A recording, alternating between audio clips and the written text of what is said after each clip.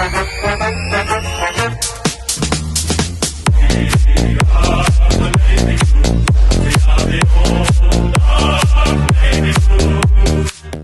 one and all, and welcome to another episode of Baggers Chat. My name is Mitch Panson, and as always, we're joined by Ethan Daffy. And today we are doing a preview for this week's game, Carlton v GWS at Marvel Stadium, Saturday, 20th of April, 4:35 p.m.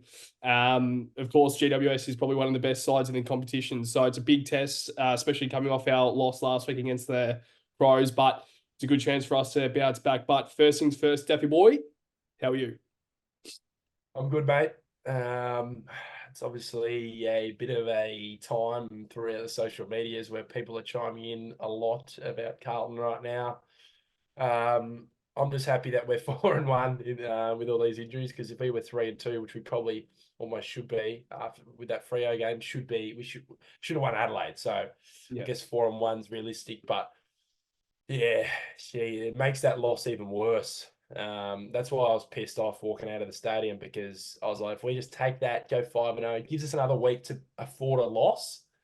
You know what I mean? Like, afford a loss. I know that sounds bad, but we've got a tough run up. And I think if we can win at least 3 out of the next 5, maybe even 2 out of the next 5, I'll take it. But it's going to be tough. But Giants have their injuries, and that's created a bit of an opening for us, I think.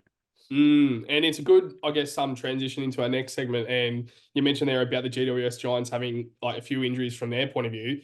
Last episode, we spoke about how many injuries we actually have, and we don't want to speak about every episode, but I think this episode, it is an injury list that I think in my time as a Carlton supporter, I don't think it's well, I've seen it that much in depth with how many players and how many important players, how many structured players are injured. It's not like they're suspended, they're injured.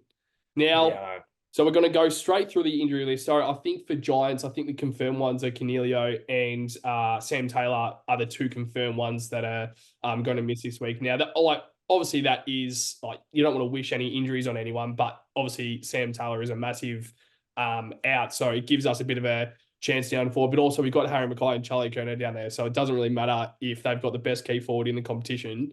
The best key defender in the competition. I think you can kind of trust Charlie or Harry to perform quite well. But we're going to go straight to the injury list. Now, I'm just going to go through, I guess, all of them. I think we're most likely just going to touch on the soft tissue ones, because there's a few names there that it's getting to a point now where it's like, of course you might blame luck.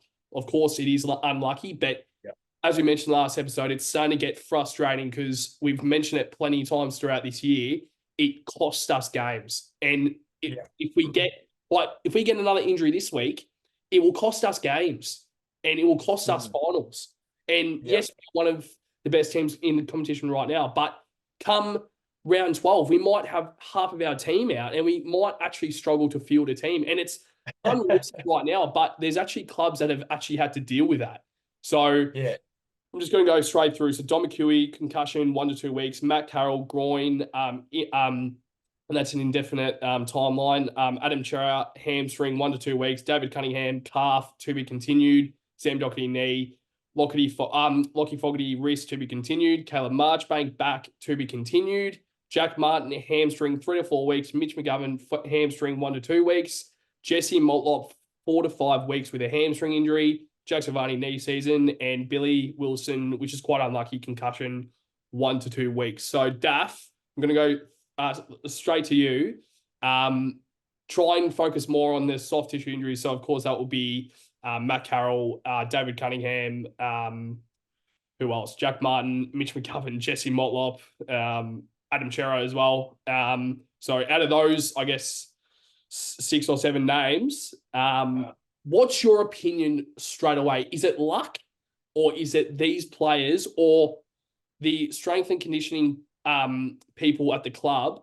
Are they doing the right job to get these guys fit? It's a question that's been asked, I reckon, the last 3 or 4 years. I think there's been issues with the way I look at it is, okay, there's players with history here, and that even includes Chera. Last year, he missed a lot of football with soft tissue. So those players are Chera, Cunningham, Doherty's obviously got history with a long-term injury. Fogarty obviously doesn't count.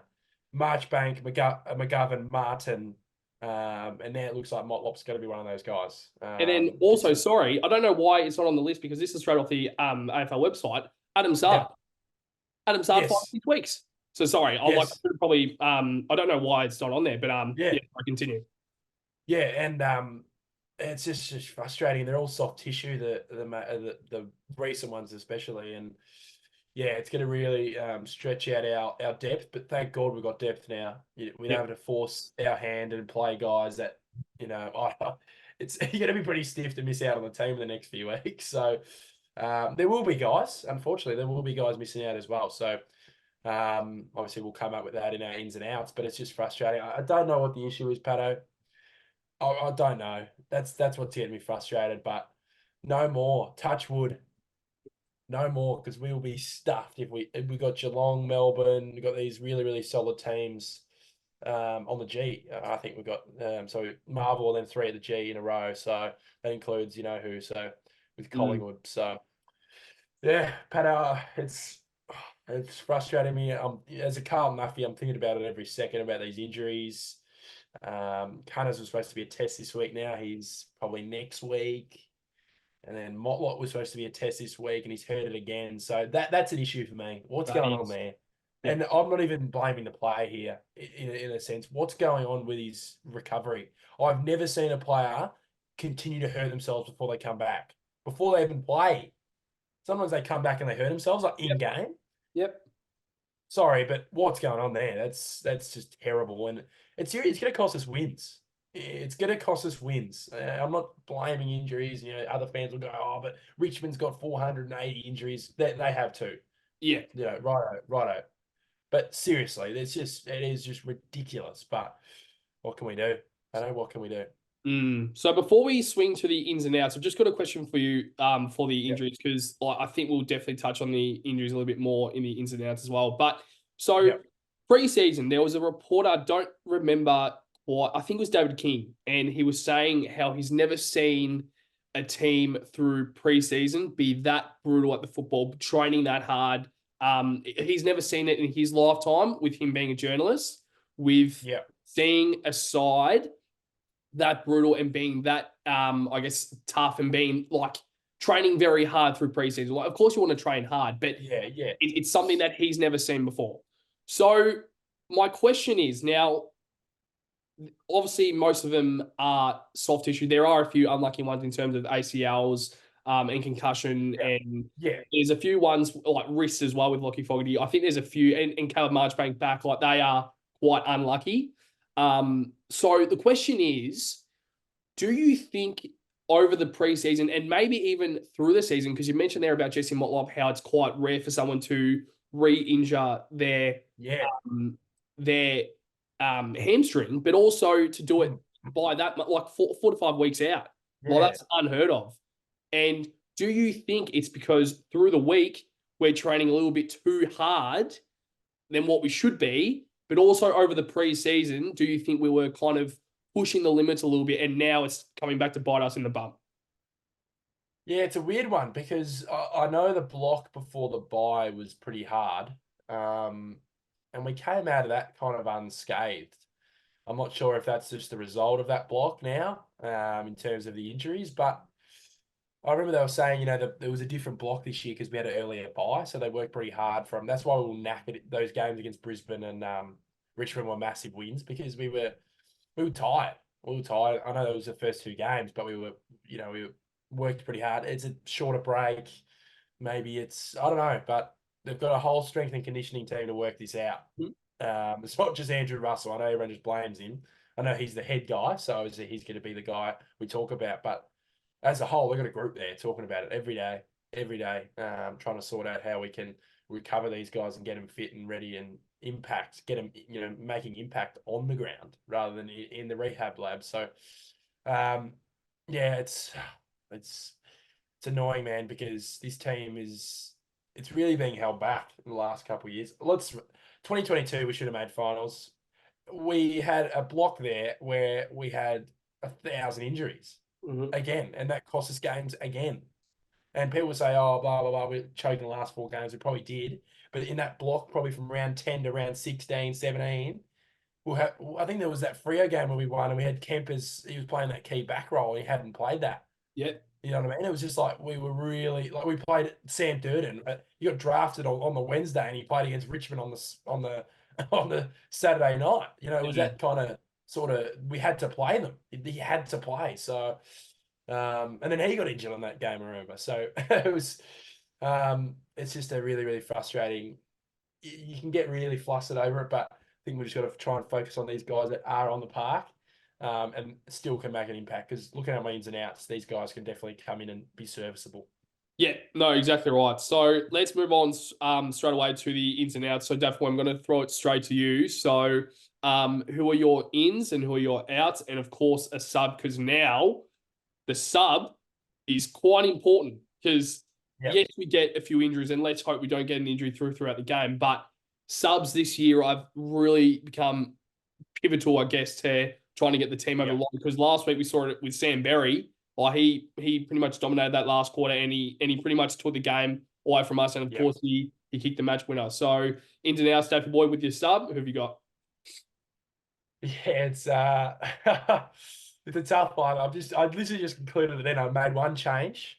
Well, no, not one change in total. No, I made 4 changes. Yeah. Obviously, but I just made a little quick change there. I'll just start off my outs. Obviously, I've got Sard, McGovern, injuries. This next one, it's really you could play him. You could definitely play him because I know Kieran Briggs is fit and playing, but it's not working. It's not working for me. Teddy K can't play up forward. I need him as the main ruck. Get Harry back around the ball. Pitto gets dropped. Unfortunately, I'm sorry to say, but he gets dropped. But he can be that guy. I got a feeling they'll play him against Briggs, but it's just Teddy K can hold his own. Like, what do we? I know he uses his body and he's perfect for Pitto. He's a perfect matchup, but I just think structurally, who cares what they do? Who cares what they do? Obviously, you got to focus on their superstars and that.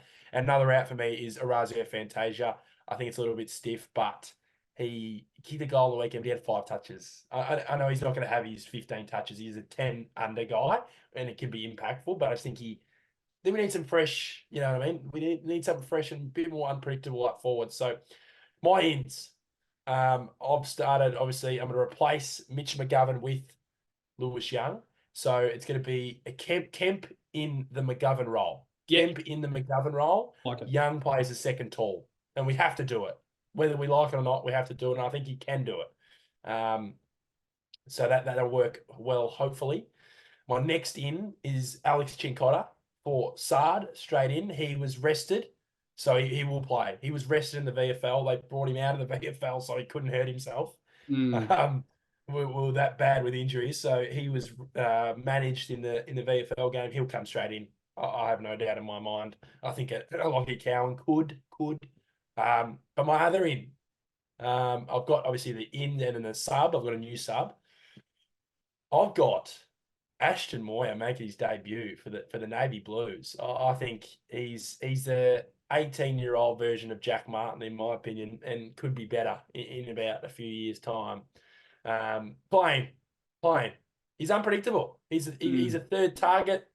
We miss Jack Martin. We miss Jack Silvani the last probably this season. Really, we've relied on Harry and Charlie to have big output, and I think apart from maybe Owies here and there, our output with Smalls kicking goals has been pretty horrendous. So Ashton Moyer makes his debut. I've got Jack Carroll in from the sub, so he'll be in the side for me. And my sub, I hate to do it. I hate to do it. I hate debuting guys in the sub. But he's going to have to sub and be debut, and it's going to be Jackson Binns. I think he's going to be in. I think he could be in, like properly in. Because Moy is a question mark as well. Who knows? But I think Jackson Binns will be the sub or in definitely for this game, and I think he definitely deserves it. And yeah, that's my ins and outs, Patto. Yeah, no, I like it a lot. So my ins and outs are very much the same. So my sub, I'll get the sub straight out of the way. I've got Jackson Binns as well, and I literally wrote So I said, not a fan of debuting someone as a sub, but I there think he has really to. aren't any other options. So Yep. it's unlucky, but I just think Jackson Minns is Perfect. like a perfect guy to debut as sub. You don't want to debut a guy as a sub because you might not get it until halfway through the fourth quarter, but he's still, I think he can really make a difference in that side. So I'm going to start off with my outs, obviously. So Mitch McGovern, Adam Sard, got the exact same one, Mark Pitnet. So Yeah, it he's just out. I think Yeah. I think you've just got to make the choice where I like yeah, Harry Maguire sub, and I think he's very much serviceable as a ruck. Like it's not like he gets dominated in the yeah. ruck. I think he's still tall Gets enough. around the ball. Yeah, and I think he's very much. Like I think the past few weeks he's been. Well, I mean last week especially, he wasn't as I guess dominant and He was impactful deeper. because he was not really like because he was a key forward only. I feel like the ruck Yeah, always helps him because he gets around in the ball yeah, a bit more. He gets that 15 to 20 touches, but yeah. also he gets his confidence up and about when he goes forward and kicks some goals. So Yes. so out to McGovern, Sard, and Pitto.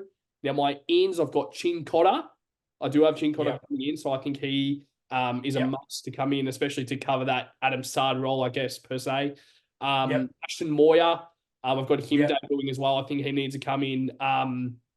And my last in, so I'm only making 3 changes. I was going to make 4, but I've actually minus 1. So my last in is Lockie Cowan. So Okay. the reason for that is I do agree with Lewis Young. I do. Yeah. Now, the other Yeah. reason why I like the Lewis Young combination down there with Wiedering is because GWS do have quite a tall forward line. Yeah. They've got Hogan down there. They've got Riccardi down there. They've got one more that I'm missing, Callum Brown as well. But Callum Brown. well, there's one more that I'm missing. I don't know who I'm. But yeah, but I just think in terms of the forward line, they are quite versatile. So I think Yeah. Kemp might need to be that lockdown role. Wiedering obviously will be the lockdown role. And I'm putting Chin Cotter as that mid-size. So I think whoever it is, whether it's Callum Brown or, I mean, I would expect Wiedering to go straight to Hogan and Kemp to go straight to Riccardi. But I think Chin Cotter can kind of make a bit of an impact on, it's Aaron Cadman I'm thinking of. He's Yeah. Yeah. he's the other key forward, and he's not as like he's tall, but I think I'm a He's little not bit that tall. worried now thinking about it with Chin Cotter going like going to a Cadman, but I just don't think Lewis Young.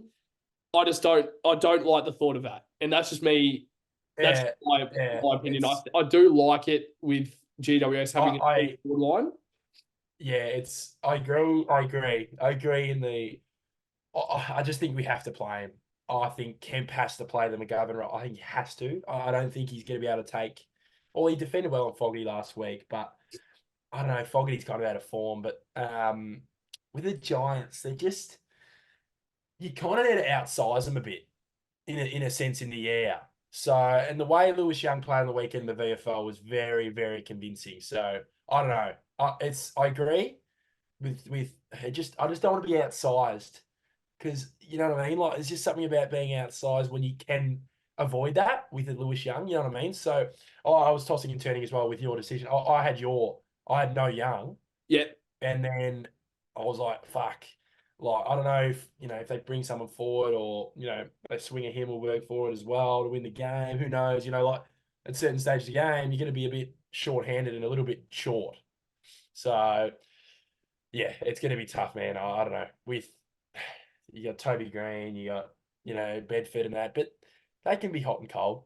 They can be hot and cold. I know they run hot a lot of the time, but they can be cold when they're cold.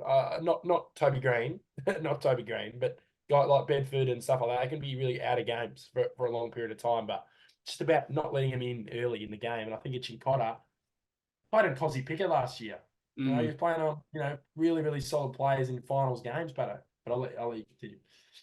And like that's why I think you kind of like with GWS, I think they're very much about their running gun, the half back with Whitfield leading the charge and going forward. And I just think their forward line is more structured towards the small forwards rather than the key forwards. And you need to remember they only have the one ruck. So moving into the ruck will be a Cadman or a Hogan, not really Riccardi because Cadman for sure. Yeah, so then like Cadman's been that second ruck most of the time. That's good. And also Cadman v Harry Mackay. I'm sorry, but Harry Mackay Yeah, didn't win that contest. he's Like, got he's got 8 inches on him or something. exactly I think right. he's 6'3". He's only 6'3", Cadman, I think, or 6'4". What's Yeah, Harry, 6'10"? Like, yeah. we don't need Pitto. We don't need Pitto. When you say like that, Patto, I don't think we need Pitto. I Mm, seriously don't think we need Pitto. But I've just got a feeling they will. I just got a feeling they yeah, will play him because they're going to look at Briggs and go, "Oh, this will be great." But it's mm, structurally, it's just, it yeah, cost us last week, in my opinion. He helped us in the middle, but I don't think it helped TDK.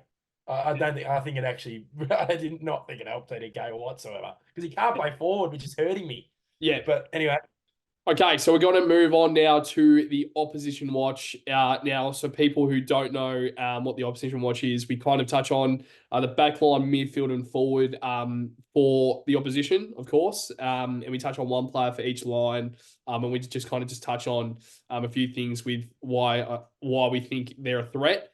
So definitely, I'm going to throw straight to you. So your backline opposition watch for the GWS Giants. Who have you got? yeah, they're looking at their list now, just as a whole. Jesus Christ, they are. That is a very, very good list they've got on their hands, and they've got a really, really good coach in Kingsley. I think he's a fantastic coach. He's got that kind of aura and confidence about him, which I like. But back onto the defense, this guy, he really, really took his game to the next level last year.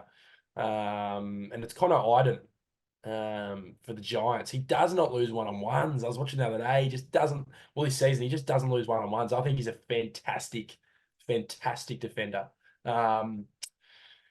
And yeah, I just think, we just got to limit those guys' impact. I think it's, our defense as a whole on the weekend was horrible. I think in team defense, our pressure on the ball was shit without Fogarty. We just weren't laying enough tackles in there. I think that's what hurt us out the back. I think that's what hurt us. And guys like Iden, and they can all use it by foot pretty well. You got Idens, you got Perrymans, you got Whitfield, you got Buckley, you got Ash. All those guys are kind of modern day defenders, especially the taller ones, and they can use it by foot. So it's just a matter of our defense. Our forward six. Our half forwards, our smalls to really, not enable those guys out and little chippy kicks. And one thing for me in defense is, as a whole, for our forwards, is our kick-out defense is the worst in the Oh, it league. is. It's always been. It's the worst in the league. It is the worst in the league. It's like I've never seen a team allow more than one, even allow a goal from kick-out, and we don't stop them and it gets forward. That's so bad. Yeah, Do you know how bad that is? it Like, is. that is going to hurt us. It hurt us last week.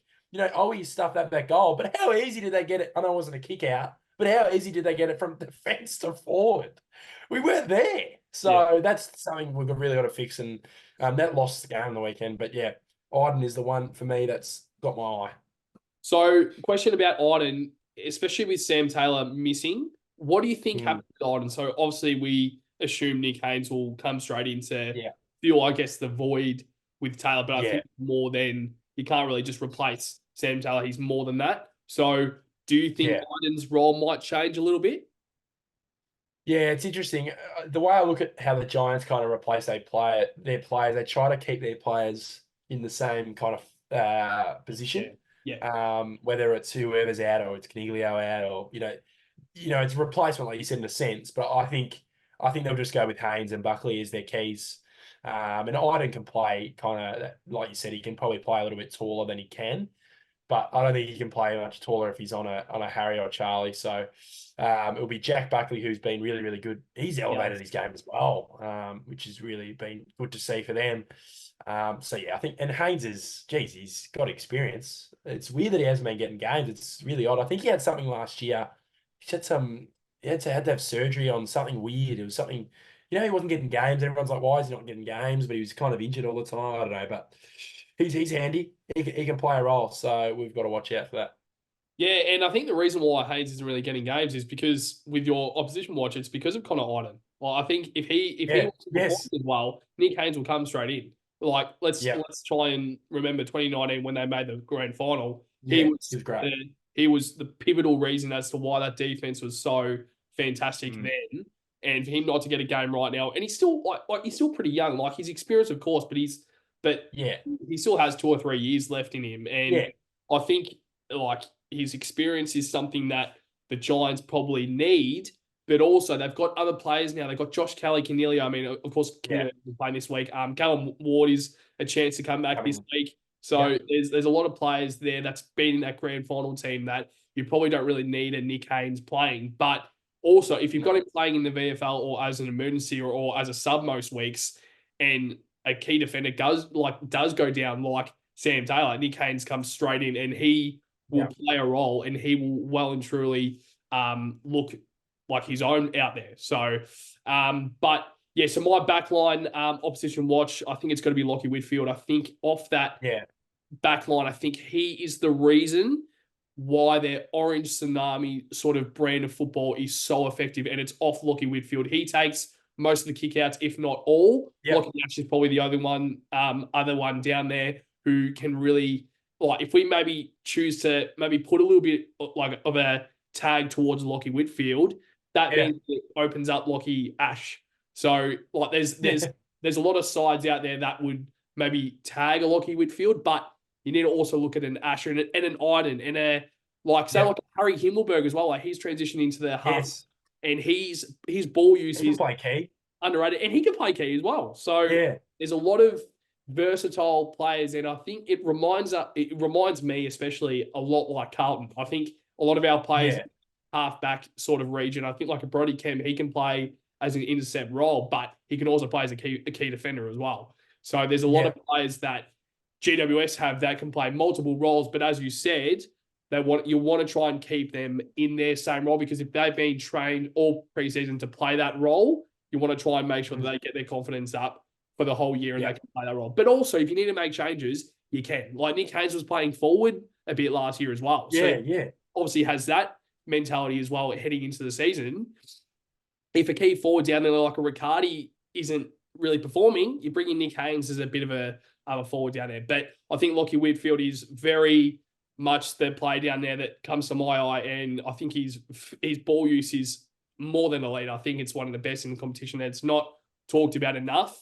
And I'm kind of, I mean, I'm not a fan of the Giants at all, but I'm kind of glad that he's getting the recognition, I guess, because I think he's had a few seasons where he's actually been quite solid, but he hasn't really been talked about enough. And I think it's because he does play for the Giants. But now that the Giants are probably one of the best teams in the competition, if not the best team in the competition at this moment, I think Lockie Whitfield is a player that really drives that ball forward. So let's move on now to the opposition watch midfield line, Daffy boys. So who have you got for the midfield opposition watch?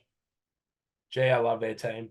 I don't support them whatsoever, but gee, they got some good players, don't they? Obviously you just listed Whitfield, who's been a very, very, very, very, very solid contributor over the last decade. In the midfield, I just look at one name, and it's Tom Green. I think he's the prototype midfielder. Tall, he's big, he's got good ball use. He had a bit of comparisons to Cripps earlier in his career. So I think that'll be a good battle, definitely on the weekend. And I think it's a good challenge for our midfield, especially with guys like Tom Green and other guys like that. I'm sure you'll list another couple of midfielders in there, but they can get the job done. But why can't we? Got Sam Walsh.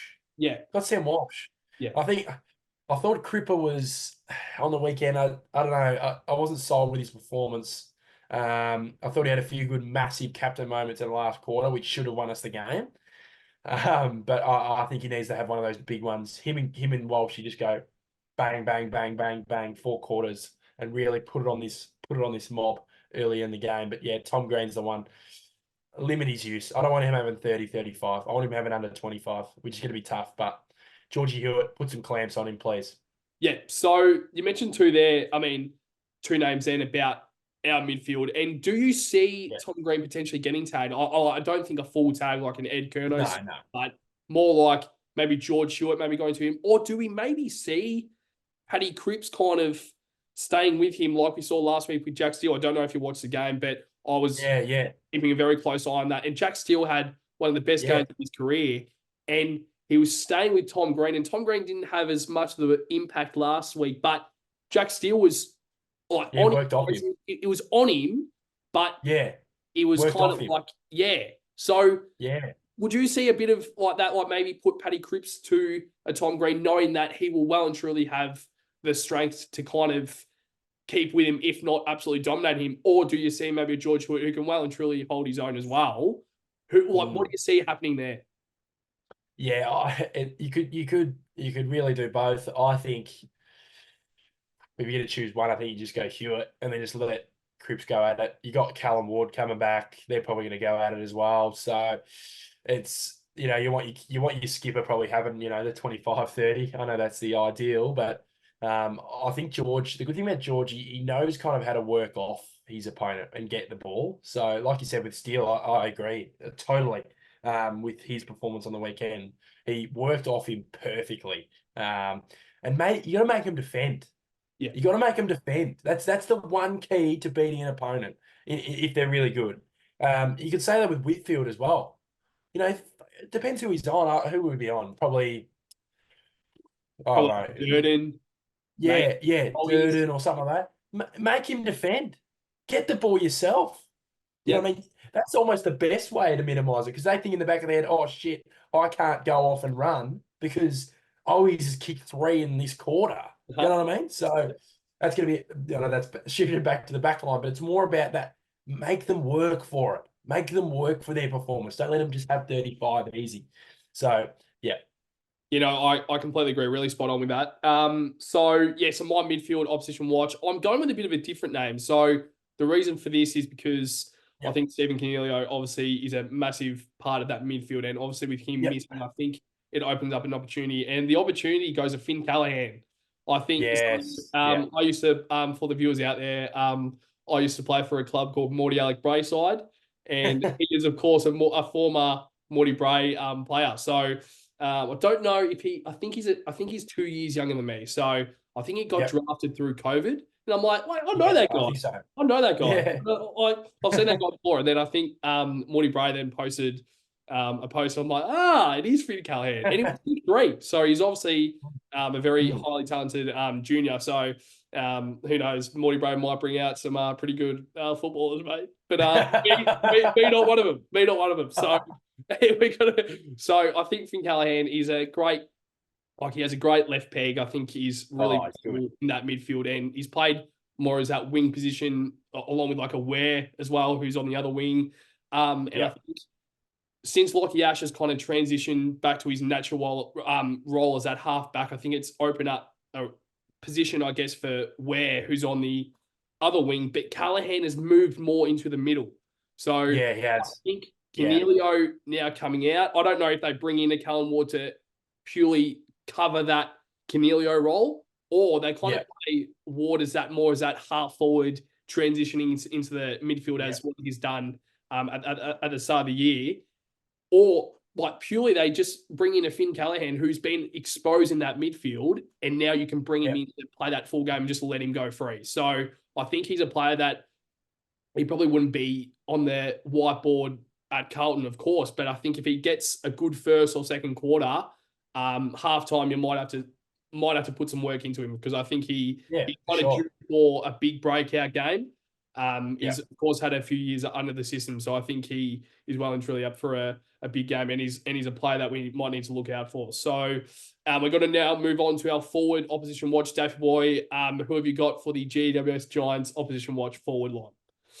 They are a perfect forward line. I Yeah, hate to say it, but they are a perfect forward line, especially with the way the guy I'm about to talk about is playing right now, and it's Jesse Hogan.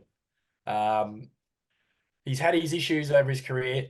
Let's just say that. Obviously at the D's, well, I follow the D's quite closely, and I remember when he was there. First of all, I think his first year he won the Rising Star over Cripps. yeah, But anyway, he won the Rising Star and had a first couple, like he had 40 goal years in his first couple of years. So he was kind of trending in that, like he's going to be a really good forward. I knew he has the talent, obviously, and he's showing that now. Then obviously had that kind of period at Freo where he was just a bit off the rails and they weren't great. And it was just like, didn't work out, right? They got him for nothing. So yeah, he had his time at Freo where he struggled, and obviously they went on the same page, and they got him for nothing.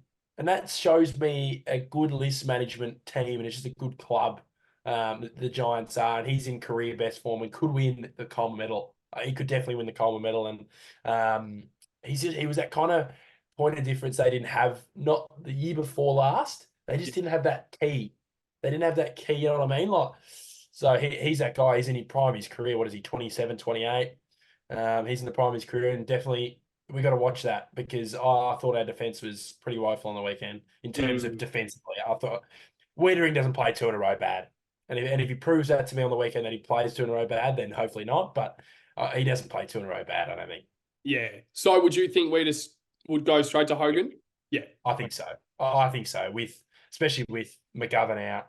There's obviously you got other names there, Riccardi. Kemps can go to Riccardi's and players like that. I think you just got to go Weeders, best defender on the best forward, on the best key. Yeah. Yeah. No, love it. Yeah. Well, I mean, you probably can't really call Jesse Hogan the best key forward because you got Toby Green down there, and I think we have seen Wiedering on green by memory.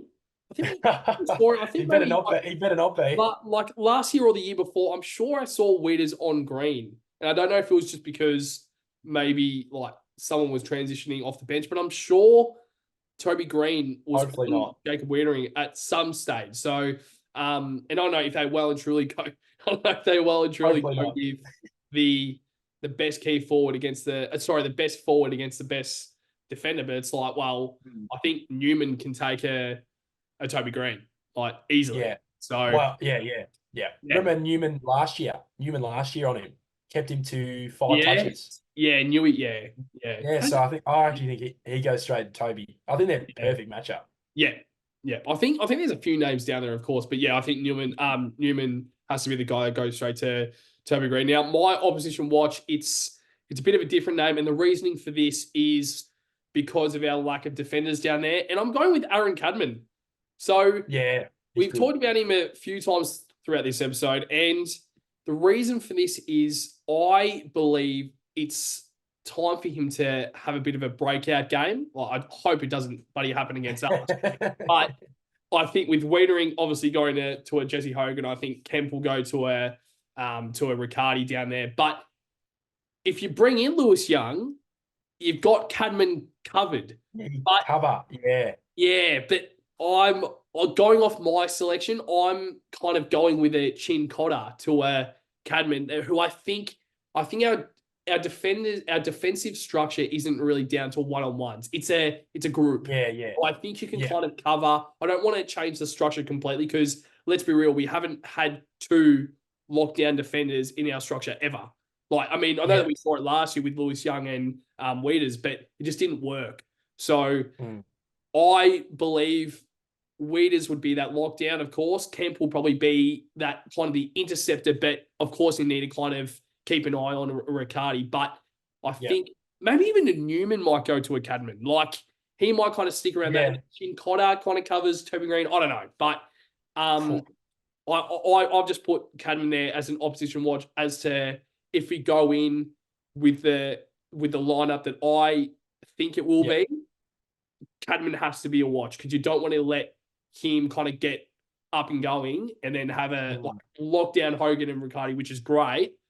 But you need to also keep an eye on Aaron Cadman because let's be real, he was a number one draft pick, so he needs a so he's well and truly knows how to play AFL football. So, Deaf Boy, that is the end of the opposition watch. But we're now going to move on to the match predictions. So it will be interesting after our first loss last week what the match predictions will be. But I've got a good feeling who you've got for the winner plus margin. So let's go through the match predictions, mate. So your bagger of the game, point of difference, winner plus margin, who have you got? Yeah, it's a really weird week with somehow favourites in this game. I think we're $1.80 and they're $2. So Ow. Can't believe it. I'm not sure what the punters are thinking. Maybe they're thinking the baggers get up, but it's a really, really tough game to pick. In a sense, I'll just go with my bagger of the game. It's going to be the same guy again. It's going to be Sam Walsh. I think he's going to have a 35 and we'll actually win for him. Like, can we just win a game for him? For Christ's sake. Yeah. For Christ's sake. He's been through enough, the kid. He's watched us win, comes and gets 35 and we lose. So he really carried us on the weekend, Jesus, at certain points of the game. Point of difference. It's going to be a different point of difference because he's actually not in your team, but he's going to be in my team. He's going to be point of difference. It's going to be Lewis Young. And I think his form before he got dropped was fantastic. Yeah, well, I solid, think his form was really, really good. And I think the way I look at it is he can free up Weeders. He can free up Weeders in a sense. They're still going to be on their opponents, blah, blah, blah. But Weeders is the intercept type as well. You know what I mean? He is the interceptor. Like I think he's probably in the top 5 intercept marks in the league, right? Lewis Young, I don't know. It's not like you're going to switch him on. You might go and hit Hogan. I don't know. You just don't know how the matchup's going to work because the Giants are so unpredictable, right?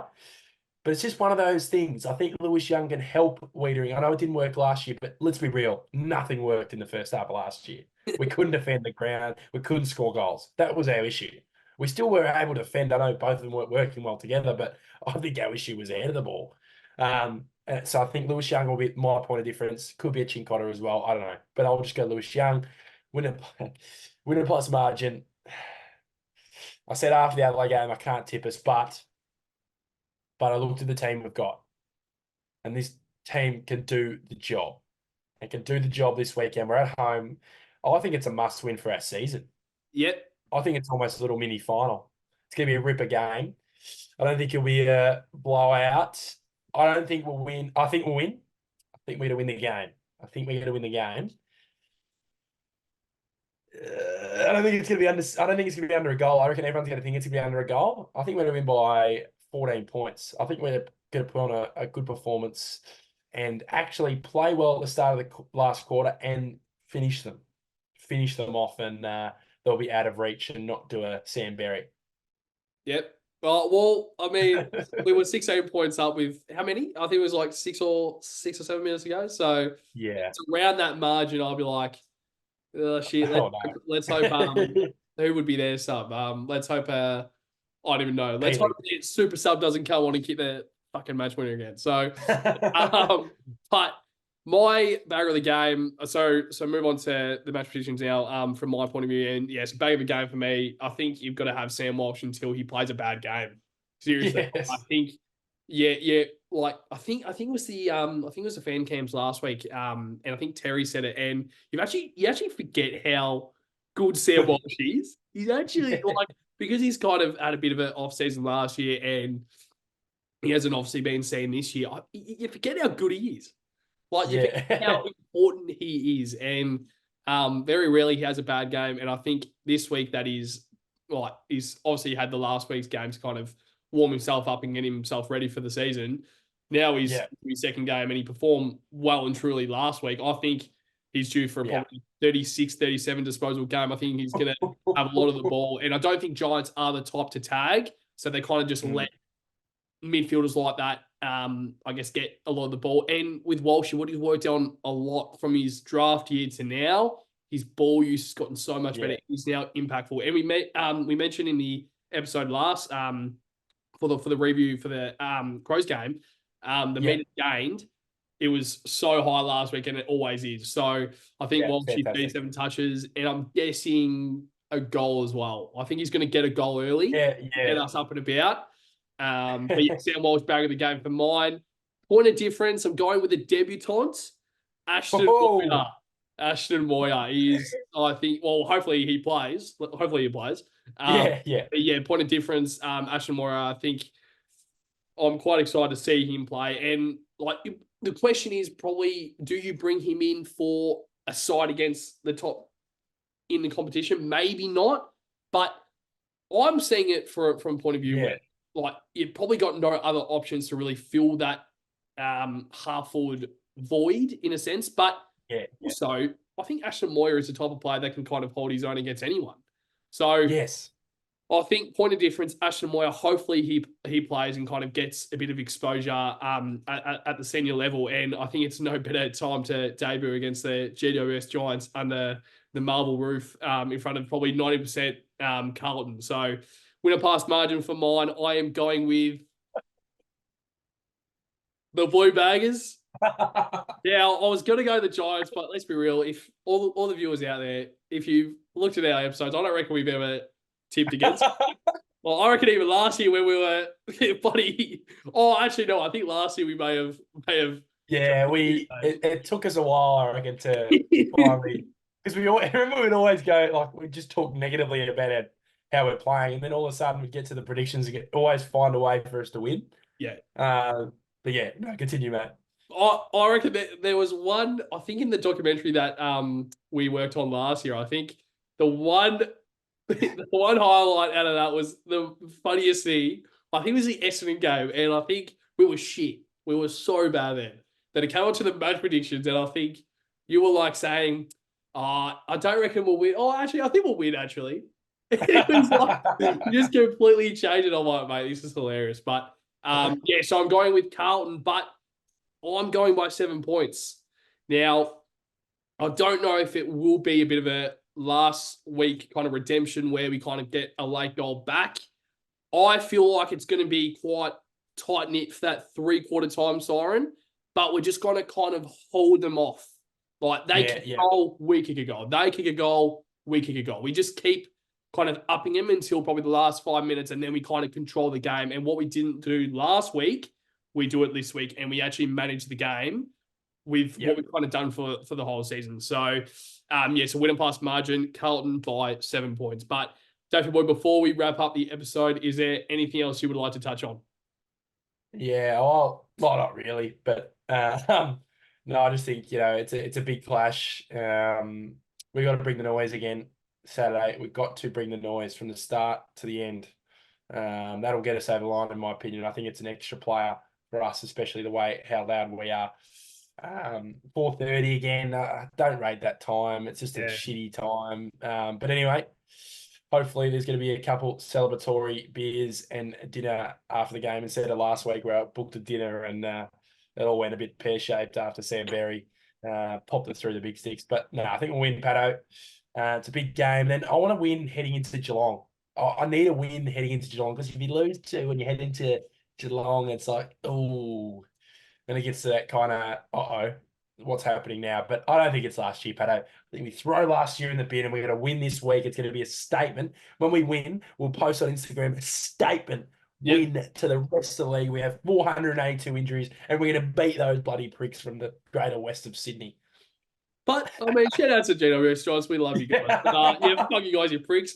But, no. Well said. Of course, I'll be able to go to the game this week. It's the first game I've been able to go to since probably the Tigers game. I think the Tigers game was the last game I went to. I didn't go Good Friday, so I'm excited to go this week. But of course, I've got to go to work straight after. So, but yeah, I've found some time to be able to be free to go to the game this week. So excited for that. But well said. I think it's a game where you kind of just have the bit of a setback last week, but you work hard this week to then make sure that you're prepared for this week and make sure we are well and truly up for the contest. If not, get over the line. So, so to every single Blue Bagger and AFL supporter or sports in general out there, make sure to like, comment, and subscribe on all of our platforms. You can see us on YouTube, Spotify, Apple Music, all the platforms on there. Make sure to go to our link in our YouTube bio or also our social media bios because you can find us on all the platforms there. But also make sure to get around our socials as well. We're on every single social you can name. Probably not Reddit. That's the other thing that we're not really on. But yeah, so every single socials, make sure to get around that because we've got a lot of content coming your way. But to every single Blue Bagger out there, make sure to get down there this week to the Giants game, 4:35, Saturday, 20th of April. But to you, Daffy Boy, and to every single Blue Bagger out there, Blue Baggers!